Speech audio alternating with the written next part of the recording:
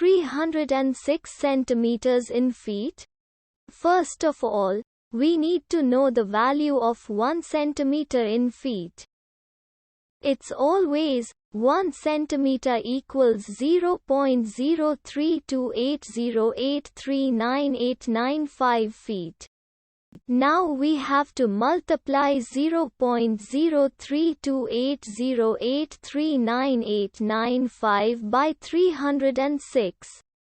Therefore, 306 centimeters times 0.03280839895 feet equals 10.03937008787 feet. So, in other words, 306 centimeters equals 10.03937008787 feet.